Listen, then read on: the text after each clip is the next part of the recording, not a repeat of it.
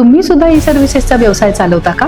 तुमचे मित्र परिवार नातेवाईक गोतावळा कनेक्शन खूप जास्त आहेत, पण सगळ्यांना सर्व्हिस देता येत नाही. दुकानामध्ये ग्राहकांची गर्दी आहे, पण वेळच पुरत नाही किंवा ऑपरेटरच भेटत नाही.